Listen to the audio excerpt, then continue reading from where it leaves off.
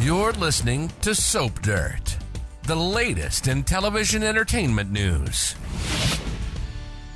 Hey, Days fans. So we've got Brady Black under arrest for running over Sarah Horton. So he may be headed to Statesville prison. And that is right where Teresa Donovan is cooling her heels. So are we going to get a really painful reunion of these exes behind bars? It's Belinda from Soap Dirt, and let's talk about what's ahead. If you don't remember, Teresa Donovan left Salem after her big brother, Andrew Donovan, helped get her a sweet plea deal to serve just 6 months for all of her various crimes, document forgery, fraud, kidnapping a little kid, various other bad deeds that she's done over the past year or so. 6 months isn't bad for what all she did. What's weird, though, is the soap didn't even give Emily O'Brien any kind of big exit as Teresa left. And I wonder if that's because she's not gone for good. She was talking to Tate, and then that was actually her last episode. We didn't see her again, and we heard from other characters about the 6-month sentence and that she was gone. So it was very weird. And 6 months isn't a long exit. I did a video about what she might get up to while in Statesville, and I mentioned that I've been wondering if Teresa might return to Salem after her prison stint with a big ol' 7 months pregnant baby bump and no idea if the kid belongs to Alex Kiriakis or Brady Black. I mean, that would be kind of fun. Not that any soap opera really needs more babies, but it would be twisted and interesting. And I mean, poor Brady, he is having the worst luck. But that's because, nothing makes him hotter than a woman who is really bad for him. Kristen DiMera is the bane of his existence, but let's face it, he's still hot for her. Brady just fights that temptation because, up until recently, she might be the worst of the women he's been with. Teresa herself has always been trouble, and Brady struggles to say no to her. And when Teresa lured him into that bedroom at the Kiriakis mansion for a sexy sleepover, Brady should have said no and should have run the other way, but he didn't. He fell right into bed with her, probably hoping he and Teresa could make things work since she has asked more than once to reunite with him, and he's been softening up on her since she seemed reformed. Of course, now we know she wasn't at all. But, Brady was her secondary target because Teresa had her mind on getting hold of Alex's nice, big, juicy bank account. Hope you don't think I was going to say something else. She was all about the Benjamins, and that really hurt Brady that she was choosing money over him. And remember, Tate Black dogged his mom about it, telling Teresa she was leading his dad on. And, that's why Brady was vulnerable to the next bad woman to come into his life. There is a direct correlation to Teresa using Brady to make Alex jealous and then Brady falling off the wagon. Teresa's engagement to Alex, it just rocked Brady. It hurt him. And if you remember, I believe it was on their wedding day that he finally took a drink, and then that turned into a whole bunch more drinks.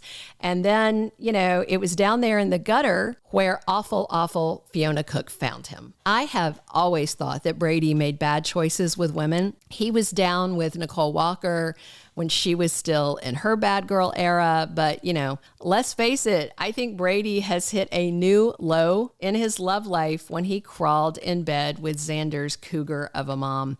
Fiona's a booze hound too, and a bad mom, not necessarily a really good grandma either. And let's not forget, most importantly, a diabolical drunk driver who is letting Brady take the fall for her being all boozy and running over her brand new daughter-in-law, Sarah Horton. And Fiona seems perfectly content to let Brady take the fall for her crime. I mean, it bothered her a little, but not enough to confess and face the consequences of her own actions.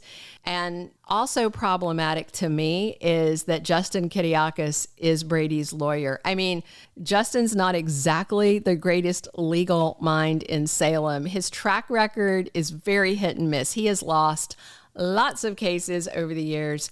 It's too bad that wicked Sloan Peterson had to run out of town because she was a top-notch criminal attorney. She got the sleaziest of clients off without even a slap on the wrist. That's how she had that demented doctor under her thumb that she was using to fake the DNA test, because she had gotten him off on some awful charges. But Brady, he's stuck with Justin. And if you are current on your day's episodes, you should already know Xander vowed that he would see Brady rotting in prison for what he's done. What he really wants to do is rip him limb from limb, but he doesn't want to be taken away from his wife and daughter. So he just wants Brady locked up. And I think, at this point, Brady feels like he deserves to rot in prison for what he's done. But Justin is determined to not let him give up, even though Brady already confessed to Jada.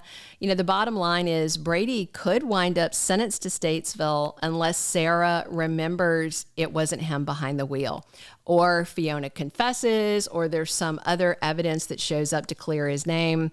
But right now, it does not look good for Brady. So I just wonder if he is sent to Statesville and then he gets a behind bars reunion with Tawdry Teresa. And also, I'm wondering if she's going to have a baby bump. All things that I'm just wondering, because you know how Days is. Everything is possible on Days of Our Lives. And ideally, somebody will save Brady before it gets too far. Maybe Fiona, will do one of her monologues confessing her sins to baby Victoria, and somebody overhears. Kristen, I'm sure, is going to be looking for a way to help Brady. Maybe Kristen goes to Small Bar to ask if Brady was with anyone that night. Did he leave alone? Was he drinking alone? And it would be an absolute shame if Justin can't find a way to get Brady out of this. But at the same time, it would also be a lot of fun to see a very shocked Teresa run into her son's dad while she's hanging out with her cellmates or making prison toilet wine or something. I am guessing if Brady is sent to Statesville, Teresa might realize she played a major role in his fall from grace. That's not going to help Brady, but it might make him feel better to know that she doesn't think he's awful, even if he's hating himself right now, because he is. I think he hates himself as much as Xander hates him. Then again, maybe Brady's stepmom, Marlena Evans, can get him into Bayview on some sort of therapy program to dry out, to help him avoid prison while he's waiting for trial. But they tend to stick people at Statesville on Days, even when they're, not yet convicted. I'm trying to decide if I'm happy that Teresa is gone or not. I know a lot of people didn't care for the recast. I didn't either at first, but then it grew on me because I do like Emily O'Brien as an actress. So it wouldn't be entirely awful to have her back, at least for a little bit. And if Brady is sent to Statesville, he might like to see a friendly face, even if it's the face of the gold-digging ex who broke his heart and put him on a dark path back to alcoholism, blackouts, and very bad choices. So what do you think? Would you like to see Teresa and Brady have a reunion behind bars? Will he be saved before he's sentenced, or do we have weeks more ahead of Brady taking the fall before the truth about horrible Fiona comes out? Drop your comments. Let me know what you think.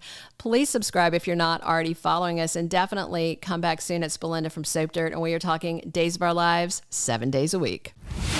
Thank you for being a loyal listener. Follow us wherever you get your podcast, because you don't want to miss the next episode. Soap Dirt is on all the major podcast platforms, including Apple Podcast, Spotify, iHeartRadio, and more.